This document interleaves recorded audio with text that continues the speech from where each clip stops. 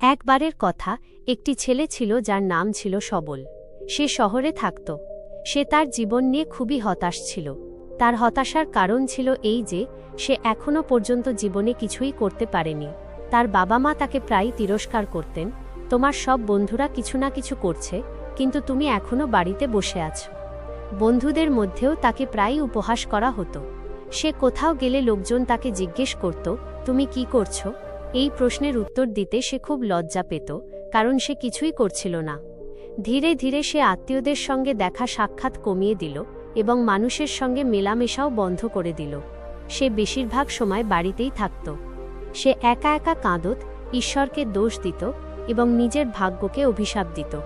এখন তার নিজের জীবনই তার কাছে বোঝা মনে হতে লাগল। কখনো কখনো সে ভাবত কবে সে কিছু করার যোগ্য হবে। আবার কখনো মনে হতো বেঁচে থাকার চেয়ে মরে যাওয়াই ভালো। একদিন সে তার শহরের একটি গলি দিয়ে যাচ্ছিল। তখন সে দেখল একজন উপদেশক দুঃখ ও কষ্ট নিয়ে উপদেশ দিচ্ছেন।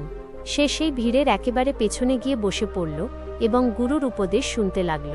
উপদেশক বলছিলেন, দুঃখ একজন শিক্ষকের মতো, যা আমাদের জীবনের সত্য দেখায় এবং আমাদের সঠিকভাবে বাঁচতে শেখায়।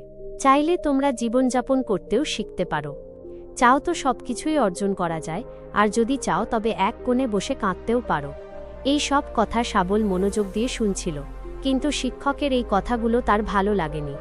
সে উঠে দাঁড়িয়ে বলল, শুধু কিছু শেখালেই দুঃখ দূর হয় না, এতে শুধু যন্ত্রণা বাড়ে। দুঃখের বেদনা অসীম, মনে হয় এর পরে আর কিছু ঘটবে না। কোনো কিছুই আর গুরুত্ব রাখে না, এর সামনে তো মৃত্যুও ছোট বলে মনে হয়। উপদেশক বললেন, তাহলে তোমার দুঃখটা কি? সাবল তার সামনে নিজের সমস্ত ব্যথার কথা খুলে বলল এবং জিজ্ঞেস করল, আমার দুঃখের কোনো সমাধান কি আপনার কাছে আছে? কথা শুনে শিক্ষক মুচকি হাসলেন এবং বললেন, যেদিন তোমার জীবনে সত্যিকারের কষ্ট আসবে সেদিন আমার কাছে এসো, আমি অবশ্যই তোমার সমস্যার সমাধান করব। এই কথা বলে গুরু সেখান থেকে চলে গেলেন। সাবল ভাবল, তাহলে কি আমার দুঃখটা নকল? আমি যে যন্ত্রণার মধ্যে দিয়ে যাচ্ছি সেটাও কি নকল? আমার দুঃখ কেউ বোঝে না।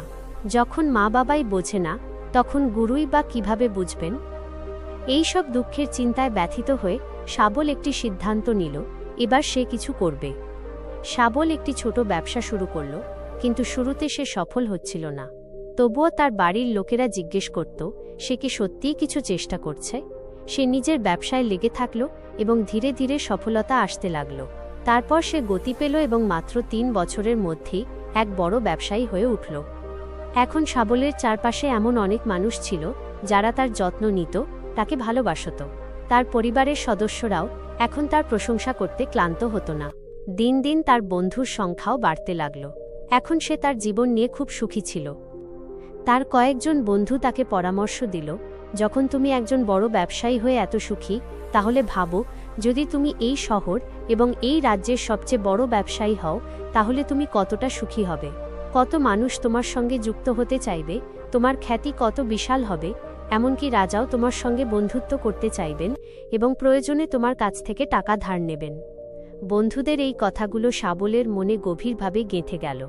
এখন সে আরও বেশি টাকা উপার্জনের চেষ্টা করতে লাগল, কিন্তু সবকিছু সে খুব দ্রুত চাইছিল। সে সময় নষ্ট করতে চাইত না। এই সব জিনিস পাওয়ার জন্য সে তার বেশিরভাগ সময় ব্যয় করতে লাগল। তাই সে এমন সব কাজ করতে শুরু করল যা সঠিক ছিল না। সে তার বন্ধুদের কাছ থেকে বড় অঙ্কের ঋণ নিতে শুরু করল। আরও বেশি লাভের লোভে সে নিজের পণ্যে ভেজাল মেশাতে লাগল। সে অন্য ব্যবসায়ীদের বিরুদ্ধে ষড়যন্ত্রও করল এবং তাদের ভয় দেখিয়ে হুমকি দিতে লাগল। তার বন্ধুরা যেমন বলত সে তেমনই করত। এই সব উপায়ে সে অনেক টাকা উপার্জন করছিল, কিন্তু এখন তার জীবনে আর আগের মতো শান্তি ছিল না। তার মনের শান্তি হারিয়ে গিয়েছিল এবং সে রাতে ঘুমোতে পারত না। সে সবসময় অস্থির থাকত। সবকিছু পাওয়া সত্ত্বেও তার জীবনে কোনো সুখ ছিল না। একদিন সাবল তার গাড়িতে কোথাও যাচ্ছিল। হঠাৎ পথের মাঝে সে উপদেশকের আশ্রম দেখতে পেল। সে গাড়ি থামাল এবং গুরুর কাছে গিয়ে বলল, মহারাজ, আপনি আমাকে বলেছিলেন যে জীবনে যখন সত্যিকারের দুঃখ আসবে তখন আপনার কাছে আসতে। আজ আমি খুবই দুঃখী। আমার ঘুম উড়ে গেছে, কোথাও কোনো শান্তি পাচ্ছি না। এইভাবে সাবল তার জীবনের সমস্ত সমস্যার কথা গুরুকে খুলে বলল। গুরু বললেন, তুমি যখন প্রথমবার আমার কাছে এসেছিলে তখনও তুমি দুঃখে ছিলে, সেই কষ্ট থেকে তুমি কি শিখেছিলে? শাবল বলল, শুধু ভাবনা আর দুশ্চিন্তা করলে কিছুই হয় না, কিছুই আপনা আপনি হয় না। নিজের দৃষ্টিভঙ্গিকে বাস্তবে রূপ দিতে হলে তার জন্য কার্যকর পদক্ষেপ নিতে হয়। শুধু কাজ করলেই কিছু হয় না, ফলাফলও পাওয়া উচিত। যখন মনে হয় যে তোমার লক্ষ্য অর্জন করা সম্ভব নয়, তখন পথের মধ্যে যতই কঠিন পরিস্থিতি আসুক না কেন, মন যতই হতাশ হয়ে পড়ুক, যতই মনে হোক যে এখন আর কিছুই হবে না, ঠিক সেই সময়ই বিশ্বাস রাখতে হবে যে আমি যা করছি তাতে অবশ্যই সফল হব। মানুষ কেবল সফল মানুষকেই সম্মান করে। কেউ যত ভালো মানুষই হোক না কেন, যদি সে সফল না হয় তবে সে সবসময় মানুষের চোখে বোঝা হয়েই থাকে। এই সব কথা শুনে উপদেশক মুচকি হেসে বললেন, যখন তোমার কাছে এসব আছে তখন এটা প্রকৃত দুঃখ নয়। জীবনে যখন প্রকৃত দুঃখ আসবে তখন আমার কাছে এসো, আমি তা ঠিক করে দেব। চলে যাওয়ার সময় শাবল সাধুকে সোনার মুদ্রায় ভরা একটি হাঁড়ি উপহার দিল। হাঁড়িটি দেখে গুরু বললেন, এটা আমার কোনো কাজে লাগবে না, ওই গাছটার নিচে একটি গর্ত খুঁড়ে এটি পুঁতে দাও। শাবল গুরুর কথা মতো গাছের নিচে হাঁড়িটি পুঁতে দিয়ে সেখান থেকে চলে গেল। কয়েকদিন ধরে তার ব্যবসা ভালোই চলছিল, কিন্তু ব্যবসার ভুল পদ্ধতির কারণে ধীরে ধীরে সবকিছু বদলাতে শুরু করল। তার ব্যবসায় ক্ষতি হতে লাগল। তার সমস্ত সম্পদ ধীরে ধীরে শেষ হয়ে যেতে লাগল। একদিন এমন সময়ও এল যখন তার কাছে কিছুই অবশিষ্ট রইল না এবং সে ঋণের বোঝায় জর্জরিত হয়ে পড়ল। কিন্তু তবুও সে নিশ্চিন্ত ছিল, কারণ সে তার সমস্ত ঋণ নিয়েছিল বন্ধুদের কাছ থেকে। সে ভেবেছিল খারাপ সময় তার বন্ধুরাই তার পাশে থাকবে, কিন্তু বাস্তবে তা হল না। খারাপ সময় আসতেই বন্ধুরা প্রথমে তার কাছে ঋণ ফেরত চাইতে শুরু করল। সে ঋণ শোধ করতে না পারলে তারা তাকে প্রাণে মেরে ফেলার হুমকিও দিল। তার সব শুভাকাঙ্ক্ষী ও আপনজন একে তার কাছ থেকে দূরে সরে গেল। যে বন্ধুরা একসময় তার সঙ্গে আনন্দ ফুর্তি করত, তারাই এখন তাকে এড়িয়ে চলতে লাগল। তার পরিবারও তার ভুল ও দুর্বলতাগুলো গুনে গুনে বলতে লাগল। তার সমস্ত সম্পত্তি নিলাম হয়ে গেল এবং তার হাতে আর কিছুই রইল না। যখন সে তার বাবার কাছে সাহায্য চাইতে গেল, তখন বাবা বললেন, আমার কাছে সামান্য কিছু সম্পত্তি আছে, আমি যদি তোমাকে দিয়ে দিই তাহলে তোমার মাকে কি বলবো? এই সম্পত্তিই আমাদের শেষ ভরসা। শাবলের মনে গভীর দুঃখ নেমে এলো। তার চারপাশে এমন কেউ ছিল না যে তার কষ্ট বুঝতে পারে বা তাকে সামলাতে পারে। মানুষের এই বিশ্বাসঘাতকতার কারণে সে ভেতর থেকে পুরোপুরি ভেঙে পড়েছিল। সে ভাবতে লাগল, এখন বেঁচে থাকার আর কি মানে আছে? এখন মৃত্যুই তার একমাত্র আশ্রয়। সে আত্মহত্যা করার জন্য পাহাড়ের দিকে যাচ্ছিল। ঠিক তখনই তার মনে পড়ল, সেই শিক্ষক তাকে বলেছিলেন, যখন তোমার জীবনে প্রকৃত দুঃখ আসবে তখন আমার কাছে এসো। শাবল গুরুর কাছে গেল এবং নিজের সমস্ত ব্যথা কষ্ট খুলে বলল। তার চোখ দিয়ে অশ্রু ঝরছিল। তখন সে বলল, হে গুরুজি, আমার দুঃখের নিবারণ করুন।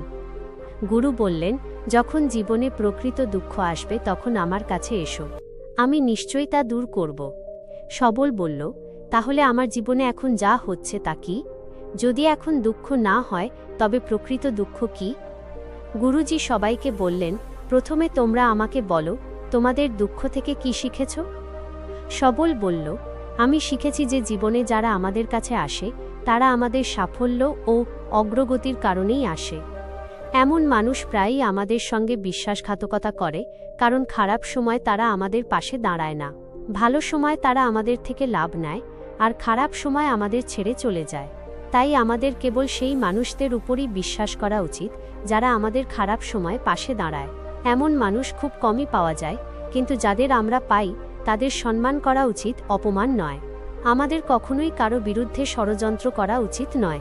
নিজের কাজ সততা ও ধৈর্যের সঙ্গে করা উচিত এবং কখনো লোভী হওয়া উচিত নয়। নিজের সমস্ত দুঃখ, কষ্ট আর অভিজ্ঞতা প্রকাশ করার পর সবল চোখে জল নিয়ে গুরুজির সামনে বসে রইল। কিছুক্ষণ পরে সাধু উঠলেন এবং গাছের নিচে একটি গর্ত খুঁড়ে একটি ঘট বের করলেন, যেটি সোনার মুদ্রায় ভরা ছিল। তিনি সেটি সবলকে দিয়ে বললেন, যখন তোমার জীবনে সত্যিকারের দুঃখ আসবে তখন আমার কাছে এসো। সবল তার গুরুকে ধন্যবাদ জানাল এবং প্রণাম করে চলে গেল। সেই টাকা দিয়ে সে একটি ছোট ব্যবসা শুরু করল। আজ সে একজন ছোট ব্যবসায়ী হয়েও সুখী। সে সম্পূর্ণ নিষ্ঠা ও সততার সঙ্গে তার ব্যবসা পরিচালনা করতে লাগল। শীঘ্রই সে তার শহরের একজন বড় ব্যবসায়ী হয়ে উঠল। তার জীবন সুখ সুবিধায় ভরে উঠেছিল। কিন্তু মানুষ যতই ভালো থাকুক না কেন, জীবনে দুঃখ আসেই। ঠিক তেমনই সবলের জীবনেও দুঃখ নেমে এল তার মা বাবার মৃত্যুর মাধ্যমে। দুজনেই একই দিনে মারা গেলেন। সবল তার বাবা মাকে খুব ভালোবাসত, তাই তাদের মৃত্যুর খবর তাকে গভীরভাবে আঘাত করল। সে তাদের দেহ নিয়ে শ্মশানে গেল এবং শেষকৃত্য সম্পন্ন করল। যখন সে তার বাবা মায়ের দেহ আগুনে জ্বলতে দেখল, তখন তার মন অস্থির হয়ে উঠল। তার মনে অনেক প্রশ্ন ঘুরপাক খেতে লাগল। সে বাড়িতে ফিরে এসে সে তার বাবা মায়ের সেই বাড়ি আর সম্পত্তির দিকে তাকাল, যেগুলোর জন্য তার বাবা সারা জীবন লড়াই করে গেছেন। আজ সেগুলো পড়ে আছে, কিন্তু যারা সেগুলোর দেখভাল করত এবং সেগুলোর জন্য লড়াই করত, তারা আর এই পৃথিবীতে নেই। তার বাবা যা কিছু উপার্জন করেছিলেন, সবই এখানেই থেকে গেল। একদিন আগেও তার বাবা নিজের সম্পত্তির জন্য কারো সঙ্গে মারামারি করতেন, আর আজ তিনি নিজেই এই পৃথিবী ছেড়ে চলে গেছেন। এই সব চিন্তার ঝড়ে তার মন ঘুরপাক খাচ্ছিল। সে ভেতর থেকে নিজেকে খুব একা ও ভীত অনুভব করছিল। তার মনে হচ্ছিল ভেতরে কোথাও একটা শূন্যতা আছে, কিন্তু সে তা ঠিক বুঝে উঠতে পারছিল না। এই কারণেই সে গুরুর কাছে গেল। তাকে দেখে গুরুজি জিজ্ঞেস করলেন, জীবনে কি কোনো দুঃখ আছে? সবল বলল, এমনিতে তো জীবনে কোনো দুঃখ নেই, সব কিছু ভালোই চলছে, কিন্তু আজ আমার বাবা মা মারা গেছেন। এই ঘটনায় আমি ভীষণ দুঃখী ও অস্থির। গুরুজি বললেন, এতে দুঃখের কি আছে? একদিন না একদিন সবাইকেই আপনজন হারাতে হয়। কেউ কখনো চিরদিন বেঁচে থাকেনি, আর থাকবেও না। একদিন তুমিও মরবে, হয়তো কালই, হয়তো আজই। সবল বলল, কি তুমি বলছো গুরুজি? আমিও কি মারা যাব? কিন্তু আমি তো এখনো যুবক। গুরুজি বললেন, সবাই এই ভ্রান্তিতে বেঁচে থাকে যে মৃত্যু শুধু অন্যদের জন্য, শুধু বৃদ্ধদের জন্য। কিন্তু যুবকও মারা যায়, বৃদ্ধও মারা যায়, এমনকি শিশুরাও মারা যায়। মৃত্যুর সঙ্গে বয়সের কোনো সম্পর্ক নেই। এটি সবাইকে প্রভাবিত করে। গুরুজির এই কথাগুলো সবলের মনে গভীরভাবে গেঁথে গেল। সে চুপচাপ সেখান থেকে চলে গেল, কিন্তু তার মন তখনও অস্থির ছিল। সে নিজেকে শূন্য অনুভব করছিল। সারা দিন সে শুধু নিজের কথাই ভাবতে থাকল। সে কে? এই পৃথিবীতে সে কেন এসেছে? জীবনের লক্ষ্য কি শুধু খাওয়া আর একদিন মারা যাওয়া? এমন অনেক প্রশ্ন তার মনে একের পর এক উঠছিল, কিন্তু কোনো প্রশ্নেরই উত্তর সে খুঁজে পাচ্ছিল না। আর তার দুঃখ দিন দিন বাড়তেই থাকল। তাই কিছুদিন পরে সে আবার গুরুজির কাছে গেল এবং বলল, হে স্বামী, আমি খুব দুঃখী, কারণ আমি জানি না আমি কে এবং আমি এই পৃথিবীতে কেন এসেছি। এ কথা শুনে গুরুজি মুচকি হেসে বললেন, আজ তোমার জীবনে প্রথমবার সত্যিকারের দুঃখ জন্ম নিয়েছে। এটাই আসল দুঃখ বলার যোগ্য। আমরা জানি না আমরা কে, আমরা কেন এসেছি, কি করতে হবে, কিভাবে করতে হবে। সবল তার গুরুজির কাছে গিয়ে বলল যে তার দুর্দশা দূর করে দিন। গুরুজি বললেন, আমরা সবাই মানুষ, সারা জীবন আমরা কেবল সংগ্রহ করতেই থাকি। সবল বলল, সব মানুষই সারা জীবন ধন, সম্মান, পরিবার, মর্যাদা, বন্ধু, শত্রু ইত্যাদি সংগ্রহ করে।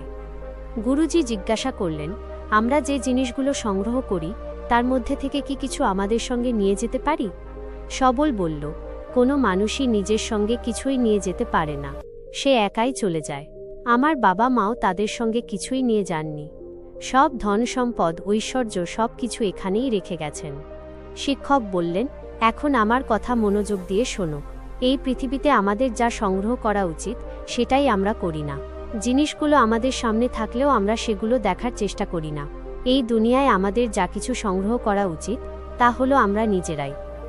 আমাদের নিজেদেরকে একত্রিত করতে হবে, যাতে মৃত্যুর সময় আমরা ভাঙা না হয়ে একজোট থাকতে পারি এবং নিজেকে চিনতে সক্ষম হতে পারি। কিন্তু আমরা ভেতরে ভেতরে বিভক্ত। ভালোবাসা, ঘৃণা, রাগ, ঈর্ষার মধ্যে আমরা ছিন্ন ভিন্ন হয়ে আছি। নিষ্ঠুরতা, ধন সম্পদ, অবস্থান, এই সব কিছুর মধ্যেই আমরা আটকে পড়েছি। প্রতিষ্ঠা, সম্মান, পরিচয়, ধর্ম, জাতি, শত শত, হাজার হাজার এমন জিনিস ও আকাঙ্ক্ষার মধ্যে আমরা বিভক্ত হয়ে পড়েছি এবং খণ্ড খণ্ডভাবে জীবনযাপন করছি। এই বিভাজনের কারণে আমাদের চেতনা কখনোই এক হতে পারে না। আমাদের চেতনা শক্তি ছড়িয়ে ছিটিয়ে রয়েছে। তাই আমাদের কাছে এত সময় নেই, এত শক্তি নেই যে আমরা ফিরে নিজেদের ভেতরে তাকাতে পারি। বাস্তবে ধন, সম্মান ও সুযোগ সুবিধার অভাবকে মানুষ দুঃখ মনে করে। আর সেই দুঃখ বলে সারা জীবন কাঁদতে থাকে এবং তার সমাধান খুঁজতে থাকে, কিন্তু তারা কখনোই সমাধান পায় না। কারণ যাকে মানুষ দুঃখ বলে তা আসল দুঃখ নয়, তা কেবল একজন মানুষের ইচ্ছা, আর মানুষের ইচ্ছা কখনোই সম্পূর্ণ হয় না। এই কারণেই মানুষ তার প্রশ্নগুলোর উত্তর কখনো পায় না। সুতরাং এসবের ঊর্ধ্বে উঠে যদি তুমি তোমার দুঃখের চূড়ান্ত সমাধান চাও, তবে প্রথমেই নিজেকে গুছিয়ে নাও। এই পৃথিবী থেকে নিজের শক্তিকে ফিরিয়ে নাও এবং একত্র করো। নিজের উপর মনোযোগ দাও, নিজের ভেতরে তাকাও। মৃত্যুর আগে নিজেকে জানার চেষ্টা করো, বিক্ষিপ্ত হয় না। তখন সবল বলল, তাহলে গুরুজি, কি আমাদের এই সংসার ত্যাগ করে দেওয়া উচিত? আমাদের সব ইচ্ছাকে মেরে ফেলতে হবে? কাউকে ভালোবাসা উচিত নয়? ধন সঞ্চয় করা উচিত নয়? সম্মানের আশা ছেড়ে দিতে হবে? শিক্ষক বললেন, আবেগ ও ইচ্ছায় ছিন্নভিন্ন হয়ে যাওয়া এই মানুষের অবস্থা থেকে বেরিয়ে এসো, যেমন কোনো পাথর পাহাড় থেকে পড়ে যায়। পর্বতের কোনো দোষ নেই, দোষ শুধু দেখার দৃষ্টিতে, যা মানুষকে ব্যথিত করে এবং কিছু হারানোর অনুভূতি দেয়। ঠিক তেমনি বিচ্ছিন্ন ও বিক্ষিপ্ত মানুষের ইচ্ছাগুলো অনিয়ন্ত্রিত ও যন্ত্রণাদায়ক হয়। তার অশান্ত মন বারবার ইচ্ছা করে, কল্পনা করে, এবং এই কল্পনাই তাকে দুঃখ দেয়। কিন্তু যখন একজন ব্যক্তি নিজের মনকে একাগ্র ও সংযত করে, তখন সে যা কিছু করে তা তার নিয়ন্ত্রণে থাকে। তখন তার ইচ্ছা থেকেই নতুন ইচ্ছার জন্ম হয়। সবল বলল, আপনি আমার প্রকৃত দুঃখের সমাধান করে দিয়েছেন। আপনাকে অসংখ্য ধন্যবাদ।